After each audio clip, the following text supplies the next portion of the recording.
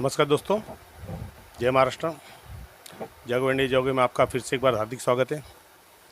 तो दोस्तों, आज हम इस तरह की कुछ बातें ऐसी लेते हैं जो आपके कमेंट्स भी हैं, जो कमेंट्स आपको विचलित कर रहे हो। बार बार आप मुझसे पूछते हैं कि सर क्या होगा, इसका आप रिप्लाई दीजिए।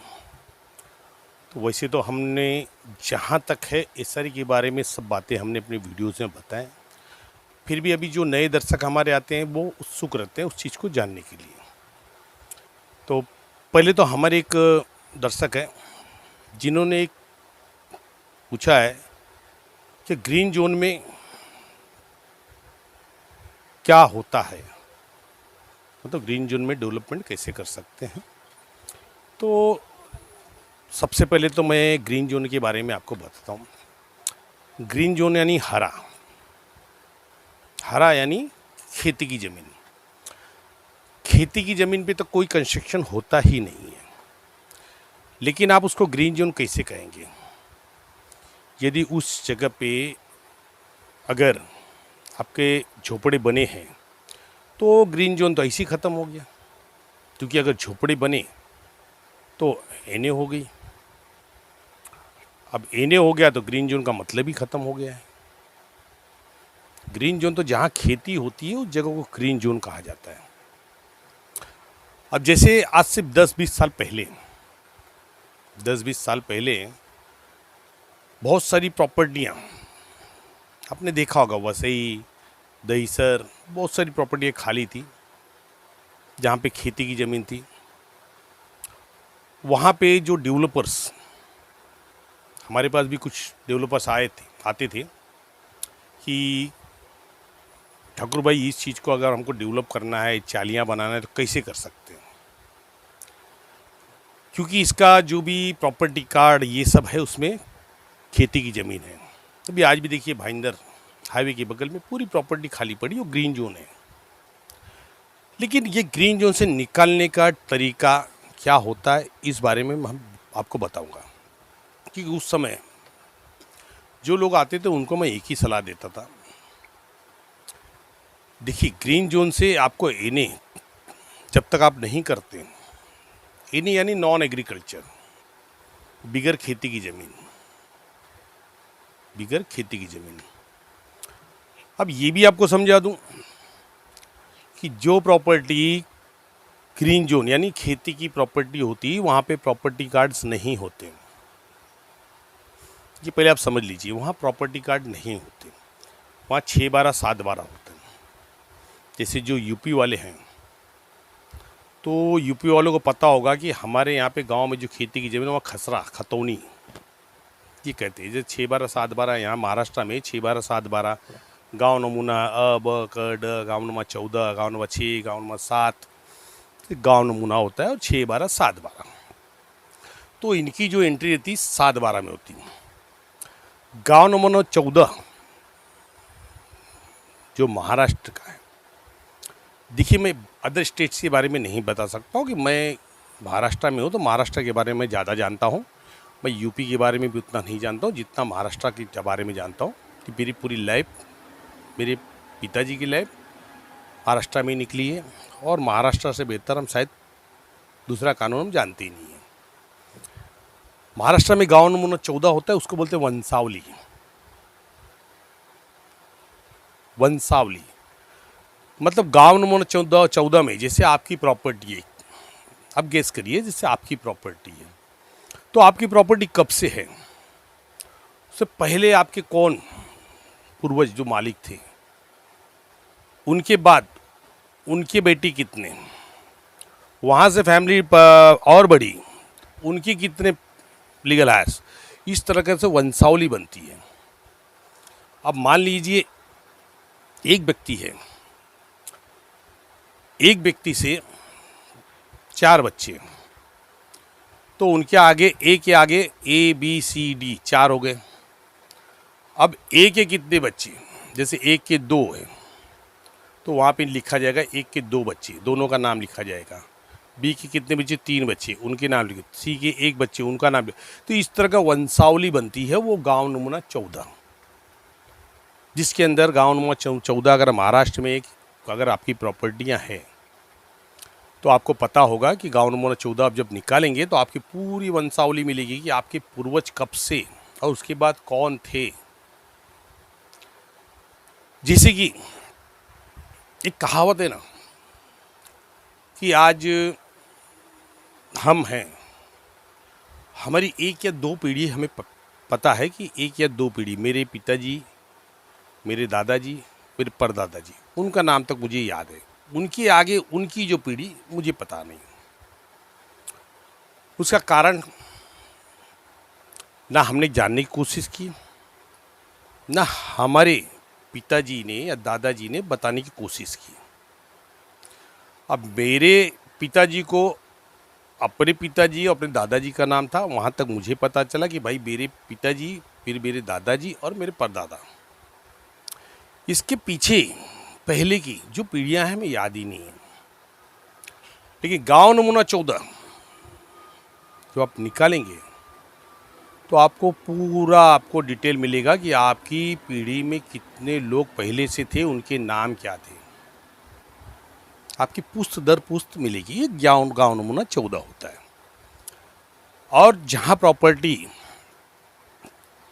बिगर खेती एनी प्रॉपर्टी होगी तो वहां प्रॉपर्टी कार्ड होता है और वहां पे 6/12 7/12 का महत्व ना बराबर होता है, ना के बराबर। उससे मान्यता होती है 6/12 7/12। अब उसके अंदर भी लॉजिक है। अब उसके अंदर लॉजिक ये है कि यदि प्रॉपर्टी खेती की है तो 6/12 7/12 में आपके नाम ट्रांसफ़र होंगे, क्योंकि प्रॉपर्टी कार्ड तो है ही नहीं। तो 6/12 7/12 में आपके नाम की एंट्री होगी। और यदि खेती की ज़मीन नहीं है, एनी प्रॉपर्टी है, तो आपका जो भी नाम ट्रांसफ़र होगा प्रॉपर्टी कार्ड में होगा 6/12 7/12 में वही नाम रहेगा। वो नाम चेंज करने का राइट्स तहसीलदार डिपार्टमेंट को नहीं है। वे फेरबदल नहीं करते एनी लॉ के हिसाब से, वो वहाँ पे वही नाम रह जाता है, वो वहाँ पे नाम ट्रांसफ़र नहीं होते, तो पहले मालिक का ही नाम रह जाएगा। तो ये जो सिस्टम्स है ये आपको समझने चाहिए। अब आइए चाहिए मुद्दे पे चलते हैं कि ग्रीन जोन से एनी प्रॉपर्टी कैसे होती है। तो दोस्तों पहले क्या था, जो खाली ज़मीनें रहती थी। अब जो बिल्डर्स जो थे, अब ये जो प्रॉपर्टियों पे जो झोपड़े बनाने वाले ये छोटे छोटे बिल्डर्स होते हैं, ये क्या करते हैं, प्रॉपर्टी खरीदते हैं। अब खरीदने के बाद उसको एने में तब्दील कैसे करें। अब इसका जो सिस्टम है, हमने भी एक दो जन को एडवाइस किया, एक दो क्या बहुत लोगों को एडवाइस किया था कि कैसे करना है। हमारे मित्र लोग थे, उन्होंने बताया कि सर ठाकुर भाई हमने प्रॉपर्टी खरीद लिया है और इसको हमें डेवलप करना है 40 में, तो कैसे करें। मैंने बोला आप डायरेक्ट मत करना, तकलीफ हो जाएगी आपको। डायरेक्ट मत करना, जब तक एने नहीं होती तब तक करना ही नहीं, तकलीफ में आ जाओगे। तो ये सिस्टम्स है कि जब अगर खाली प्रॉपर्टी आप लेते हो जो खेती की है, तो उसमें पहले पतरे का, टीन का, पतरे का बड़ा स्ट्रक्चर खड़ा कीजिए, लाइट बिल अप्लाई कीजिए, लाइट मीटर लीजिए। लाइट मीटर लेने के बाद तहसीलदार डिपार्टमेंट जो तलाटी होती, तलाटी में इत्तला किया जाता है कि भैया मैंने वहाँ स्ट्रक्चर खड़ा किया। अब वहाँ पे देखिए होता कैसे, सब मैनिपुलेट होता है। मैं जो बता रहा हूँ सब मैनिपुलेट होता है। तलाटी के अंदर ये मैनेज करते हैं, मैनेज करने के बाद तलाटी इनको नोटिस देती है कि भैया आपकी जो प्रॉपर्टी थी, खेती थी, आपने वहाँ पे स्ट्रक्चर खड़ा कर दिया, मतलब आपकी प्रॉपर्टी एने हो गई, तो आपके इतने पैसे आपको भरने पड़ेंगे, अदरवाइज़ आपके ऊपर हम कार्रवाई करेंगे, दंड ठोकेंगे। अब वो मैटर के अंदर फिर एसएलआर के बाद सुनवाई होगी। सुनवाई में एसएलआर के यहाँ पे आप मान्य करोगे कि भाई ठीक है, हमने ये नहीं किया, मैंने भरने को तैयार है, जो भी पैसे हम भर रहे हैं। अब वहाँ पे आपने एने के पैसे भर दिए, आपकी प्रॉपर्टी का क्लियरेंस हो चुका, आपकी प्रॉपर्टी हो गई एने। अब ग्रीन जोन खत्म हो गया, क्योंकि जिस प्रॉपर्टी पे स्ट्रक्चर खड़े हो गए तो प्रॉपर्टी एने हो जाती है। उसको करना पड़ता है, ऐसा नहीं हो जाती है, उसको करवाना पड़ता है लीगली। तो यहाँ पे एक पॉलिसीज थी आज से 10-20 साल पहले पॉलिसीज़ थी, वो उस हिसाब से काम करते थे। और फिर जैसे ये नहीं हो गई तो भाई चालियों का काम निर्माण करते थे। जो भी उनकी सिस्टम से नगर पालिका हो या जो भी हो, उनसे कंसल्ट करके चालियों का निर्माण करते थे। तो ये सिस्टम थे। तो उसी तरह आपकी जो प्रॉपर्टी आप ग्रीन जोन बता रहे हैं सर, वो रिकॉर्ड में ग्रीन जोन है, लेकिन कैसे ग्रीन जोन होगी जब वहाँ झोपड़े बने? तो शायद आपको पता हो या नहीं हो, आपके यहाँ पे आने की नोटिस भी कभी न कभी आई होगी, तलाटी से आने की नोटिस भी आई होगी, आप लोगों ने ध्यान नहीं दिया होगा। तो वहाँ पे आपकी जो प्रॉपर्टी है ग्रीन जोन से निकल के वो एनए में चली गई है। अब डेवलपर को बेनिफिट ये हुआ कि भैया ग्रीन जोन यहाँ पे स्ट्रक्चर है तो ग्रीन जोन का लेना देना ही नहीं है। अब डेवलपर क्या करेगा? आपसे कंसल्ट करेगा, सोसाइटी बनवाएगा, वहाँ पे सर्वे करवाएगा, एनेक्शल 2 बनेगा, एसआरई को अप्लीकेशन करेगा, और वहाँ पे जो भी रिजर्वेशंस है, मान लीजिए आप बोलते ग्रीन जोन है तो 15% रिजर्वेशन गार्डन बना के देगा। पीजी का मतलब ग्रीन जोन,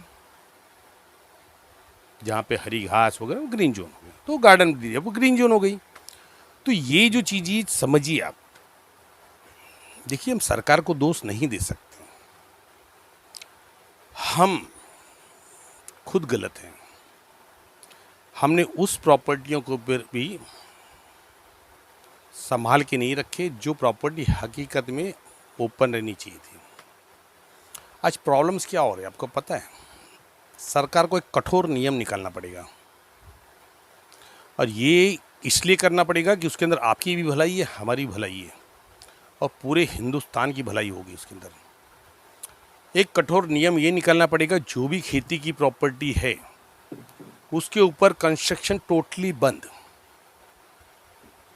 आपको परमिशन मिलेगी ही नहीं। चाहे आप एनए बना लो, कुछ भी बना लो, आपको वहाँ पे ध्वस्त कर दिया जाएगा। खेती मतलब सिर्फ खेती। इसका जो परिणाम आने और वो भी हम बात करते हैं। दोस्तों, अगर भारतवर्ष में सिर्फ यही चलते रहा, कंस्ट्रक्शन कंस्ट्रक्शन कंस्ट्रक्शन, एक कंक्रीट का शहर, तो ये अनाज कहाँ से आएंगे आपका? आज जो लोग चिल्लाते हैं, सरकार को दोष देते हैं कि वह महंगाई बढ़ गई है, टमाटर ये भाव हो गया, कांदा ये भाव हो गया, चावल ये भाव, गेहूँ, गलती किसकी? गलती किसकी? आपकी और हमारी। हमने हमारी जो खेती की प्रॉपर्टी उसको सहेजा ही नहीं है, हमने वो प्रॉपर्टियां कंस्ट्रक्ट कर दी है। दोस्तों, दिन पे दिन जब खेती की प्रॉपर्टी कम होगी तो अनाज कहाँ से आएंगे? ये बात बहुत गंभीर है। इसके लिए मैं कहता हूँ कि सरकार को एक कठोर नियम बनाना चाहिए। जैसे कि माननीय हाईकोर्ट ने पिछले दिनों कहा कि परदेशों में खुली जगहों पे ईंट का बांधकाम नहीं कर सकते, इतना स्ट्रिक्ट कानून है। उसी तरह हमारे यहाँ खेती की ज़मीन पे ये चीज़ लागू करना चाहिए। दोस्तों, आज बात मैं खाली मुंबई की नहीं करूँगा, मैं चाहे महाराष्ट्र हो, चाहे एमपी हो, गुजरात हो, राजस्थान हो, मद्रास हो, कोई भी इलाका, अब देखिए शहरों में परिवर्तित होती जा रहा है। मैं ये नहीं कहता हूँ कि डेवलप नहीं होना चाहिए, डेवलप होना चाहिए, लेकिन डेवलपमेंट का ये मतलब नहीं है कि आप आने वाली पीढ़ी और अपने जो खान पान के लिए जो खेती होती है उस ज़मीन को ही आप कंस्ट्रक्ट कर दो। खेती की ज़मीन नहीं रहेगी तो अनाज कहाँ उगेगा? ये बहुत बड़ी चीज़ है। इसका परिणाम देखिए भुगत रहा है पाकिस्तान। मैं पाकिस्तान की बुराई नहीं कर रहा, एग्जाम्पल दे रहा हूँ। मुझे पाकिस्तान से लेना देना नहीं है, लेकिन जब ये बातें चलती हैं तो कोई न कोई ठोस एग्जाम्पल देना पड़ता है। जब 1947 में बंटवारा हुआ तो पाकिस्तान ने 35% प्रॉपर्टी पाकिस्तान के हिस्से में गई, कितना? 35%। तब उसकी आबादी मुश्किल से 6 या 7 करोड़ थी। अंदाजा लगाइए आप अंदाजा लगाइए मैं क्या बोल रहा हूँ कि उस समय 35% मतलब इंडिया की जो प्रॉपर्टी है उस प्रॉपर्टी में से 35% पाकिस्तान को सौंपी गई। और उस समय पाकिस्तान की जो आबादी थी तकरीबन 6 से 7 करोड़, मेरे ख्याल से कम ही रही, मैं 6 से 7 करोड़ पकड़ता हूँ। आज कितनी है? 25 से 30 करोड़। दोस्तों ये 70-75 सालों में कितनी आबादी बढ़ी?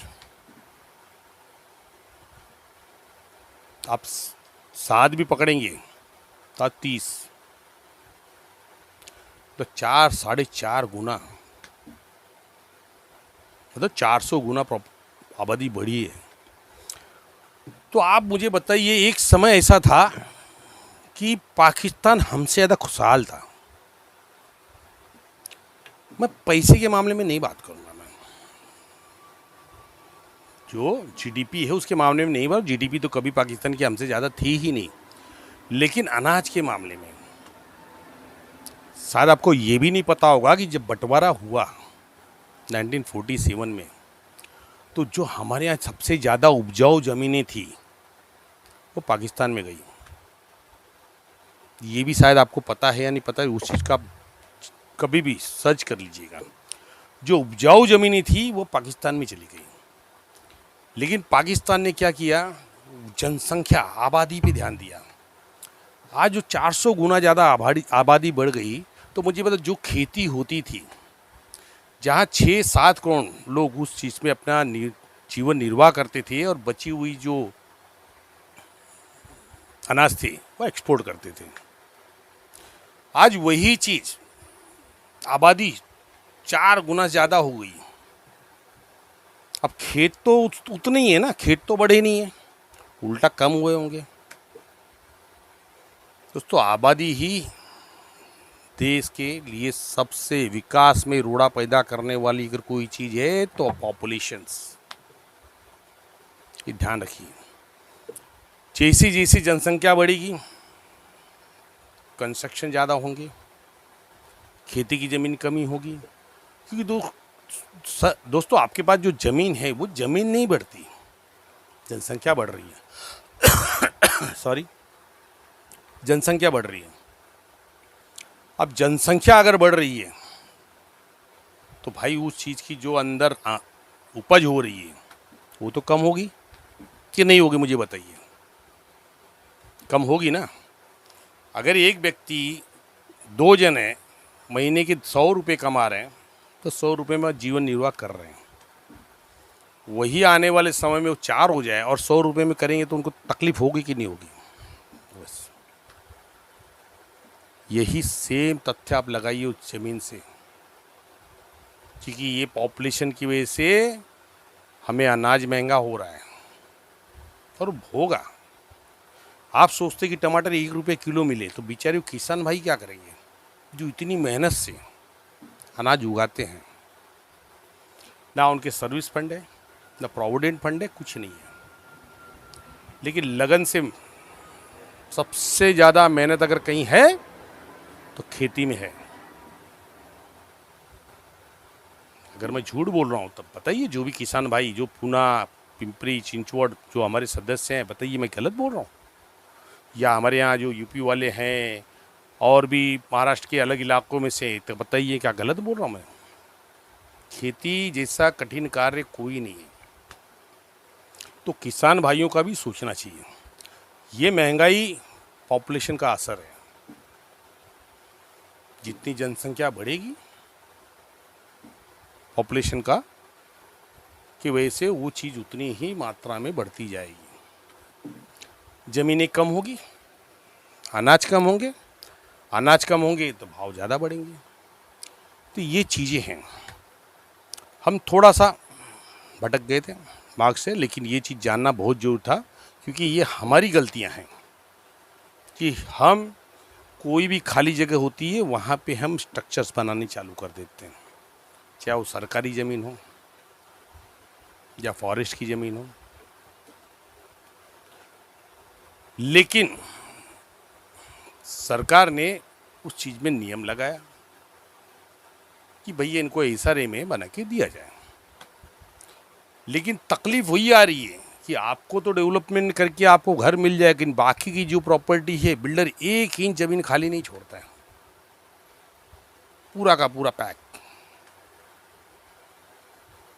बच्चों को खेलने के लिए आरजी नहीं, पीजी नहीं, कुछ नहीं, यहाँ तक रिजर्वेशंस खा जाती हैं। तो दोस्तों देश का क्या होगा? ये जो भविष्य की बातें, ये कोई अंतर्यामी की बातें नहीं है, ये अंदाज़ा लगाएंगे आप भी समझ सकते हैं भैया क्या होगा। जैसे मैं एक बात बता रहा हूँ कि पॉपुलेशन दिन पे दिन बढ़ती जा रही है, ज़मीन छोटी पड़ती जा रही है, ज़मीन थोड़ी बढ़ने वाली पॉपुलेशन के साथ में। अब जितने परिवार बनेंगे उतने घर बनेंगे, तो उतनी ज़मीनें कम होगी ना, उतनी खेती कम होगी। तो ठीक इसी तरह यहाँ पे हम जो ये चीज़ कहते हैं कि भैया ये ग्रीन जोन है, यहाँ डेवलप तो होगा, क्योंकि आपने पहली बार ग्रीन जोन रखा ही नहीं है। ग्रीन जोन ख़त्म हो चुका है, आपके दिमाग में निकाल दीजिए ग्रीन जोन है। आपके झोपड़े स्ट्रक्चर खड़े हो गए, एनए होगी प्रॉपर्टी हो, वो ग्रीन जोन का आएगा बिल्डर, वहाँ पे 15% ग्रीन दे दे, जो जोन दे देगा, गार्डन बना देगा, हो गया मैटर ख़त्म। लेकिन प्रॉब्लम्स क्या होती है कि आने वाले फ्यूचर में जो हमारे बच्चे होंगे उनके लिए 1 इंच ज़मीन नहीं रहेगी। क्या सोचेंगे वो कि हमारे पूर्वजों ने हमें क्या दिया? सोच यही चीज़ है, ये चीज़ को समझिए। और ये जो ग्रीन जोन का मसला था मैंने आपको समझा दिया, डेवलप होगा। हाँ, अगर वो सेंट्रल की प्रॉपर्टी है, केंद्र सरकार की प्रॉपर्टी है, तो केंद्र सरकार की एनओसी के बगैर वहाँ डेवलपमेंट नहीं होगा। अब हमारे एक सब्सक्राइबर ने कमेंट किया कि सर हमने सीओ के यहाँ पे आरटीआई डाला, डिस्पैच वाले लिया नहीं। सर आपने सीओ के यहाँ पे किसको आरटीआई डाला ये आपने बताया नहीं। आप डायरेक्ट सीओ के नाम पे आरटीआई डालोगे तो कैसी जाएगी? सीओ वहाँ पे पब्लिक इन्फॉर्मेशन ऑफिसर नहीं है, मैंने 1000 बार समझाया। आप जिस भी अधिकारी के बड़े अधिकारी है वहाँ भी डाले, आपको नहीं पता राज्य जन सूचना अधिकारी, आप कक्ष अधिकारी लिखिए। कक्ष अधिकारी, मुख्य कार्यकारी अधिकारी, झोपड़पट्टी पुनर्वास प्राधिकरण यांचे कार्यालय, मतलब इनका कार्यालय, और एड्रेस लिखिए, हो जाएगा। वो नहीं लेगा, बाय पोस्ट भेजिए। पहली बात तो अगर डिस्पैच वाला मना करता है, डायरेक्ट आप पीआरओ के पास जाइए कि सर मुझे आरटीआई पुटअप करना है, ये क्यों नहीं ले रहे? मुझे आरटीआई पुटअप करना है, हाँ, ये क्यों नहीं ले रहे? आप वहाँ से जाते हो, आ जाते हो, भाई क्यों आते हो? मतलब आप अपने अधिकारों को छोड़ के आ गए, तो फिर आप यहाँ पे कमेंट करते हैं। आप वहाँ पे लड़के आते तो मैं बोलता था, अप्रिशिएट करता था, 1 नंबर, लेकिन आपने वहाँ लड़ा ही नहीं। आप वहाँ पे आरटीआई डालिए, आरटीआई नहीं लेते सीधा पीआरओ को मिलिए एसआरए डिपार्टमेंट में, उनको बोलिए कि सर ये आरटीआई क्यों नहीं ले रही है, डिस्पैच वाले से पूछिए। अगर इनको नहीं लेना है, मुझे कोई आपत्ति नहीं, इस पर लिख के दे कि ये आरटीआई मैं नहीं लूँगा, और साइन करे अपना और डेट डाले, बस इतना काम करना है। और यदि ये नहीं लेते हैं तो सर पीआरओ आप हैं, मैं आपके खिलाफ अपील फाइल कर दूंगा डायरेक्ट। फर्स्ट अपील फाइल करने का अधिकार आपको तुरंत हो जाता है, आपको कोई 30 दिन नहीं देखना है। आपने वहाँ पे आरटीआई लेने से मना किया, डायरेक्ट अपील फाइल कर दीजिए पीआरओ के यहाँ पे। Public relation officer, first appeal authority, office of the public relation officer, file कीजिए। वहाँ पे अपील की हियरिंग होती है तो ठीक है, नहीं हियरिंग होती है तो 45 डेज के सेकेंड अपील फाइल कर दीजिए। आने दीजिए, उनको बुला लेंगे सबको। आरटीआई एप्लीकेशन रिजेक्ट करना है, किसी कानून में लिखा नहीं है। अगर वो किसी और भी डिपार्टमेंट का है और मैं यहाँ जमा कर रहा हूँ तो भी इनको लेना है, ये नहीं बोल सकते कि वहाँ जाके जमा करो, ये आरटीआई कानून नहीं बोलता है। इनका काम है कि उस लोग लेके सेक्शन 63 में फॉरवर्ड करें, जिसके अंदर उस अधिकारी को 35 दिन मिलते हैं, 5 दिन एक्स्ट्रा मिलते हैं, 5 दिन के अंदर को ट्रांसफ़र करने हैं। और कोई भी अधिकारी चाहे बड़ा हो चाहे छोटा हो, चाहे सीएम हो चाहे पीएम हो, सब आरटीआई के दायरे में आते हैं। लेकिन उनके यहाँ पे भी एक डिपार्टमेंट बनाया जाता है आरटीआई के अंदर। आप पूछ सकते हैं कि भैया आज दिन भर में सीओ साहब ने कितनी मीटिंग्स ली, कौन कौन संस्था की मीटिंग ली, उसका डिटेल्स दीजिए। देना पड़ेगा उनको। आपको जानने का अधिकार है कि सीओ सारे बैठ के ऑफिस में कर क्या रहे हैं।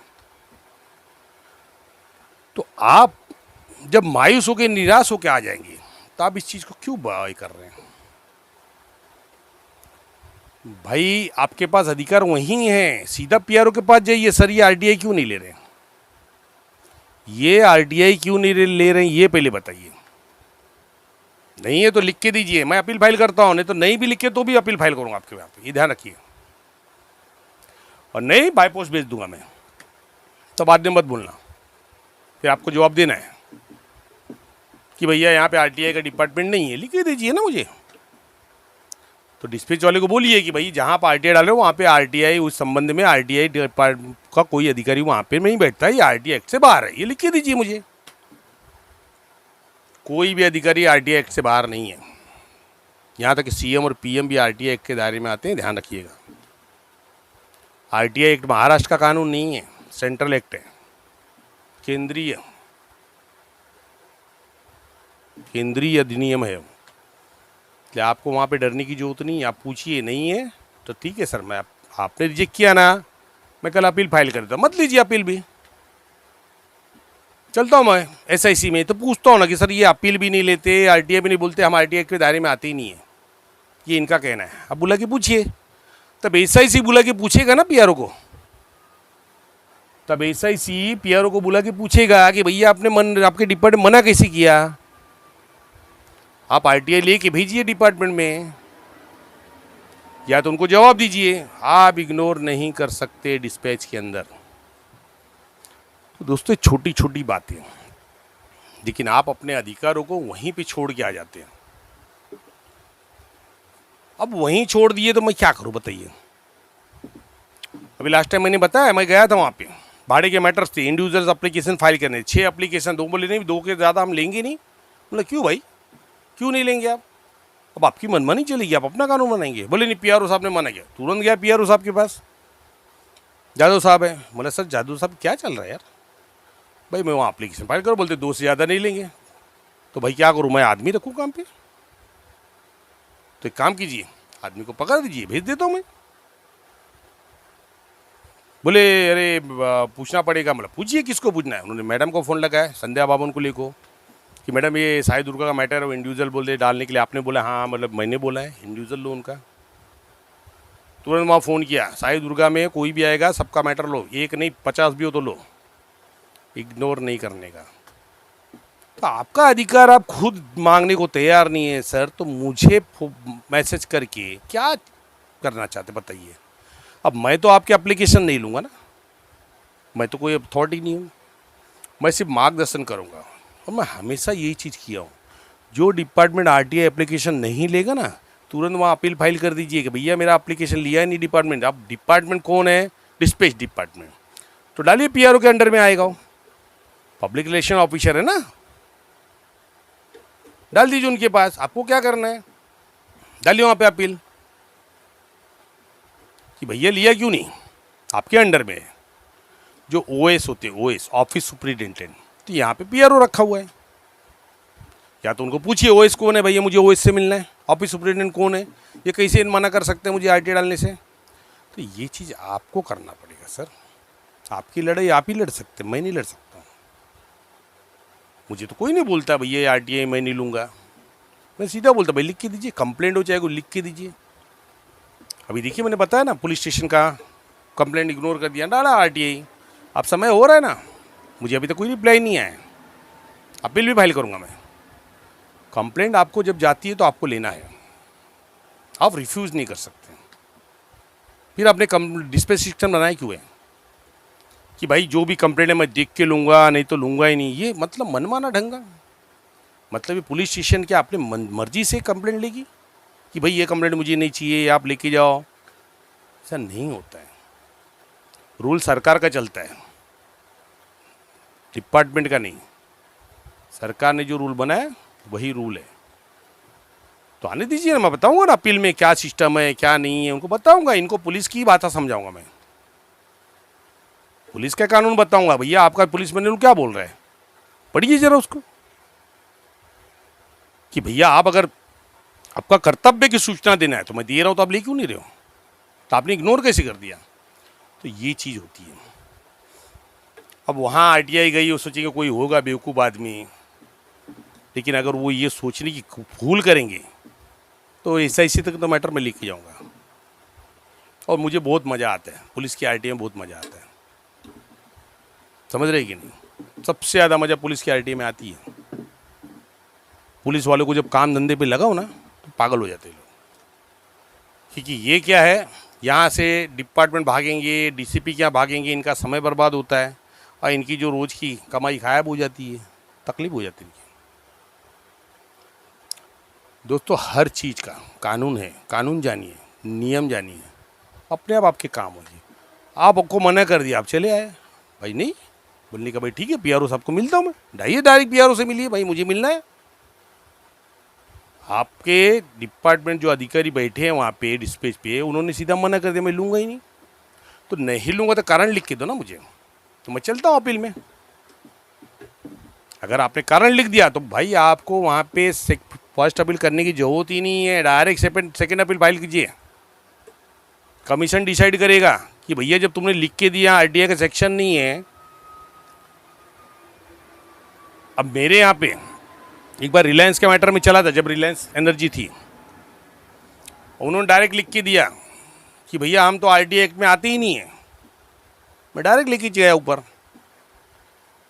कि भैया ये तो बोल रहे हैं कि आरटीआई एक्ट में आते हैं, तो अपील अथॉरिटी है कहाँ पे, मुझे पता ही नहीं। वैसे सेकेंड अपील फाइल किया, बुलाया गया उनको, फिर वो मैटर भेजा गया चीफ सेक्रेटरी के पास। चीफ सेक्रेटरी ने वहाँ पे उस मैटर को मैनिपुलेट करके ये कहा कि भैया निजी कंपनी है, जबकि गलत था। एक पब्लिक जो लोगों को वितरण कर रही है इलेक्ट्रिसिटी, वो पब्लिक कंपनी नहीं, अपना प्राइवेट कंपनी हो ही नहीं सकती है, पब्लिक डोमेन में आती है, उसको हर चीज़ उनको ओपन करना है।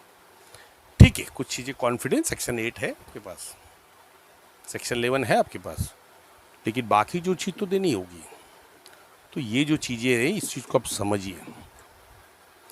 लड़ाई लड़ना है बेखौफ लड़िए, कानून से लड़िए। वहाँ जाके गाली गलौज करने की जरूरत नहीं, सीधा पूछने का कि सर आप मुझे बताइए कि ये जो आरटीआई इग्नोर कर रहे हैं आप, तो इनको बोलिए सर लिख के दीजिए, क्यों नहीं ले रहे। आप अगर नहीं लिख के देते तो मैं डायरेक्ट फर्स्ट अपील फाइल कर दूंगा, वो भी आपके यहाँ पे डालूंगा या ओएस के पास डालूंगा। अब आप बताइए आपके डिपार्टमेंट में ओएस है या पीआरओ है, मुझे नहीं पता है, सेकेंड अपील पुटअप करूंगा और वहाँ पे बताऊंगा कि सर इनके यहाँ तो डिपार्टमेंट ही पता नहीं चल रहा कहाँ पे, कहीं बोर्ड नहीं है, कुछ नहीं है, बोलते हमारे यहाँ पे आरटीआई एक्ट में हम आते ही नहीं है। तो उनको जो दंड मिलेगा ना, सबसे पहले तो सेक्शन 5(2) के अंदर दंड मिलेगा। जो 5(2) के अंदर कहा गया है 100 दिनों के भीतर पब्लिक इंफॉर्मेशन ऑफिसर और सहायक जन सूचना अधिकारी, अपीलेट अथॉरिटी, इनकी नियुक्ति करना है और वो पब्लिश करना है, और आपके डिपार्टमेंट में उसका बोर्ड लगाना है कि कौन जन सूचना अधिकारी है कौन नहीं है। इसको समझिए ना,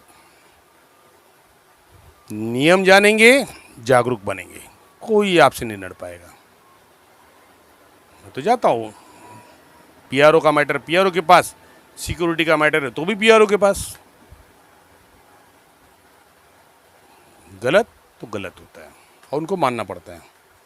तो दोस्तों वीडियोस लंबी हो रही, आज छोटी मोटी छोटी मोटी बातें जो हमने चली उसे आगे चलाएंगे, और भी बहुत सारे क्वेश्चंस है, लेकिन मेरे पास समय सीमा से बंधा हुआ मैं कि मैं इतनी लंबी वीडियोस जाता, तो आप लोग तक कंप्लेंट करेंगे कि सर इतनी लंबी वीडियोस बनाते हैं, लेकिन क्या करें, बातें करते करते हो जाती है और बातें ऐसी की ख़त्म नहीं होती है। क्योंकि अगर मैं शॉर्ट में समझाऊंगा आप समझेंगे नहीं, आपको चाहिए एग्जाम्पल, तो एग्जाम्पल देना पड़ता है। तो दोस्तों बने रहिए जागो इंडिया जागो के साथ में, हर तरह की जानकारियाँ आप तक हम पहुँचाएंगे। समझिए, देखिए, जानिए और जागरूक बनिए। दोस्तों मिलते हैं अगली वीडियो में और विषय में। धन्यवाद। जय हिंद, जय महाराष्ट्र।